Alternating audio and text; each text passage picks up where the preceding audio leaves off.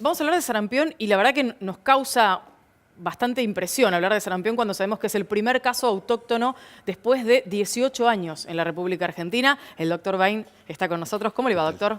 Bienvenido. ¿Cómo está usted? Buenas noches. Gracias por venir. Bueno, el doctor es no solo médico pediatra, sino neonatólogo y además trabaja incansablemente por todas estas cuestiones relacionadas con los niños.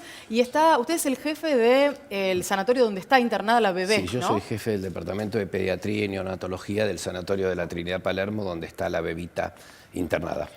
¿Cómo está? Lo primero que quiero preguntarle es el estado de salud de la bebé. Está bien, está muy bien, está mejor, está empezando a bajar la fiebre, el brote está empezando a disminuir, de manera que está haciendo una evolución muy buena.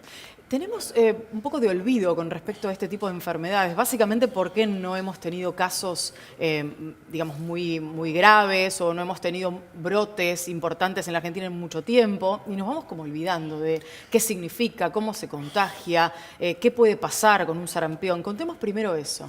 Sí, Lorena, a ver, no solo que nos estamos olvidando porque tenemos pocos casos graves, no hubo casos en 18 años. Claro. En nuestro país no hubo casos, en la ciudad tampoco, por supuesto, y esto hace que muchos se hayan olvidado y que sea muy difícil. Le cuento una anécdota para representarlo. Sí. Cuando llegó la chiquita al sanatorio, que ya hacía 4 días que tenía fiebre, había sido visto un par de veces, no tenía ningún signo. Claro. No es posible hacer el diagnóstico cuando no tenés los signos típicos del sarampión. Esta beba tenía mucha fiebre, un poquito de catarro, pero no era el cuadro completo. Claro. Hasta que no aparece el brote de la piel o no aparecen una serie de otras cosas, como se ha ido modificando el cuadro a lo largo de los años, es difícil hacer el diagnóstico. Pero además vale la pena decir que los médicos que se recibieron en los últimos 15 o 18 años no han visto nunca un sarampión. Claro, nunca vieron un caso. Y estamos hablando de médicos muy formados. Claro, de manera que, por suerte, cuando llegó el chico a la guardia del sanatorio, fue visto por los médicos, tuvieron la suficiente alerta para preocuparse, hacerlos ver por los que somos más viejos, que sospechamos, esto se complementó con todos los estudios necesarios y una vez que se sospechó fuertemente y los primeros análisis que son orientadores, sugirieron que se trataba de un sarampión, se hizo de inmediato la denuncia al sector de epidemiología del gobierno de la ciudad de Buenos Aires, que encaró los test en los análisis hechos en el Hospital de Niños, que es el hospital de referencia para los estudios virológicos en Buenos Aires, donde se confirmó que la enfermedad. Era. Pero desde el ingreso ya se hacían todas las medidas de aislamiento y de cuidado que hay que hacer porque sospechamos fuertemente un sarampión. Tengo muchas preguntas para hacerle porque además a partir de esto de pensar que no hubo casos en 18 años, uno empieza a pensar en las vertientes que puede haber respecto al tema del contagio. Sabemos que la nena no estuvo en otro lugar que no fuera la ciudad de Buenos Aires, esto es información que ya conocemos, porque hay un brote muy grande en Venezuela que también conocemos y este es un caso autóctono. ¿Cuáles pueden ser las razones por las cuales pudo haberse contagiado o de qué manera pudo haberse contagiado? Bueno, uno debería sospechar, después de 18 años de no haber casos y de vivir en un país donde el plan de vacunación es excelente ya desde hace muchos años, es uno de los planes más completos del planeta, el plan de vacunación, y se cumple, más del 90-95% de la población está vacunada, que el contagio en forma inmediata o semi-inmediata tiene que haber venido de una persona que, comillas, lo importó. Claro. La beba no se pudo haber contagiado ni de su mamá, que tuvo sarampión, ni de su papá, que estaba adecuadamente inmunizado. Bien. De manera que lo altamente más probable es que en algún sitio haya estado en contacto con una persona de otro país. Y yo quiero aclarar, porque está muy bien que usted me plantee, como es verdad, que hay una de las peores epidemias en este momento en Latinoamérica, en Venezuela, y es verdad que hay muchas personas de Venezuela. Pero quiero decirle que el virus todavía circula y circula bastante y se cobra enfermos y vidas en Europa. Así que también podrían sospechar de un italiano, de un español que haya venido, porque ahí circula el virus. De manera que no podemos, es muy difícil identificar. Ahora, en ese punto, si la beba estuvo en contacto con alguien que importó el virus y por esa razón se contagió, podríamos pensar o podríamos teorizar que puede haber otros casos. Bueno, fíjese, está muy bien su pregunta, porque esto también es importante para que la población entienda que hasta ahora tenemos un caso, no un brote. Pero claro, nosotros tenemos una gran barrera para que esto se genere en un brote, que estamos vacunados la enorme mayoría o tuvimos la enfermedad. Bien. Y los que somos más viejitos, seguro que tuvimos contacto con el virus y fabricamos defensas. De manera que la posibilidad de un brote por ahí está bloqueada. Ojalá este sea el único caso. Ojalá. Por supuesto sí. que es indispensable el trabajo del gobierno de la ciudad en identificar todas las personas que estuvieron en contacto, tomar todas las medidas de vigilancia para evitar que se siga contagiando. Porque además, Lorena, hay otro problema. El problema es que esta enfermedad empieza con fiebre. Sí.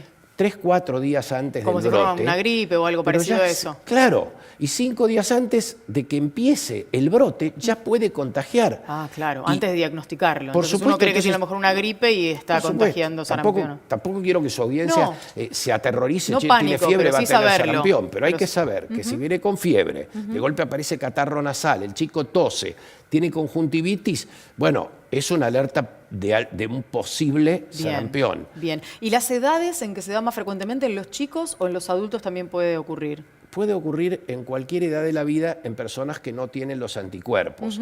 Esta bebita, al tener 8 meses, no estaba vacunada. Y no estaba vacunada porque el plan de vacunación sugiere comenzar con la vacuna, sugiere, empezar al año la primera dosis y a los 6 años o antes de la edad escolar hacer la segunda dosis. Con lo cual estaba correcto, como iban llevando sus papás el tema del cuadro de vacunación. Estos padres son extremadamente cuidadosos.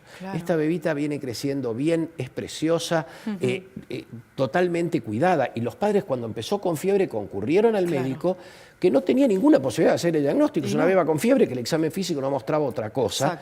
Y además, el segundo examen, a lo mejor aparece una manchita, pero una manchita tiene muchas situaciones. Sí, por supuesto. No había ningún caso previo, pero fueron lo suficientemente alerta los padres para llevarla al sanatorio después de 4 días de fiebre alta. Y desde mi punto de vista, y lo que me enorgullece, es que un médico joven que la ve tiene la sospecha frente a la aparición del brote y toma todas las medidas epidemiológicas antes de llamar a los más viejitos para que vayamos a verlo y confirmemos que estamos preocupados por el diagnóstico. Doctor, hablamos de la vacunación y me parece que aquí es lo fundamental, tener en cuenta eso. Hablamos de un buen sistema de vacunación en la Argentina, pero de todas maneras siempre hay algunos que evaden esta situación por la razón que sea. Hay algunas razones esgrimidas que tienen que ver con cuestiones ideológicas, otras con descuidos o lo que fuere. ¿Cómo hay que plantearse cuando uno es papá y tiene chicos chiquitos el tema de la vacunación de los chicos y cuál es la importancia que eso tiene para poder entenderlo? Bueno, la vacunación está absolutamente demostrado desde el punto de vista científico que es una de las medidas más costo efectivas que existen en la medicina, prevenir las enfermedades. Y las vacunas previenen casi totalmente, puede haber escapes, pero casi totalmente, y el riesgo de complicaciones es mínimo. Es mentira que las complicaciones son altamente frecuentes. Yo puedo entender posturas sociales, posturas religiosas si quiere, no entro en análisis de eso, pero una postura humana solidaria es que las personas todas cumplan el plan de vacunación, porque no es solamente, a mí mi bebé, yo arreglo lo que se hace para mi bebé, lo que yo pienso que es lo mejor, sí, pero están los demás. Lamentablemente, la ley que sugería, digamos, que hacía obligatoria las vacunas no está reglamentada todavía. Yo creo que en algún momento se va a reglamentar. Hay cierta presión que ponemos desde la Sociedad Argentina de Pediatría, desde la infectología, desde la epidemiología, para lograr que esto se convierta en una obligación. Porque nos parece fundamental. No hay mejor medida que prevenir las enfermedades. Esta bebita está muy bien, se va a ir a su casa muy bien. Ahora, el sarampión es una enfermedad grave. Claro, quería preguntarle sobre eso, porque tenemos los síntomas, que es lo que contaba recién, ¿no? Empezar a prestar atención a esta sintomatología conjunta, cuando se va dando, aunque sea escalonadamente, en 2 o 3 días los primeros, estar alertas. ¿Qué puede provocar el sarampión en alguien que no tiene los cuidados necesarios inmediatamente? El sarampión puede provocar diferente tipo de complicaciones. Fundamentalmente complicaciones respiratorias, complicaciones neurológicas. Todos los que tenemos muchos años en la medicina hemos visto muchos chicos internados con neumonías graves que requieran asistencia respiratoria por sarampión. Hoy nos hemos desacostumbrado un poco, pero yo escuchaba a la doctora Ángela Gentile del Hospital Gutiérrez decir cómo tenían la sala de terapia intensiva invadida por neumonías por sarampión.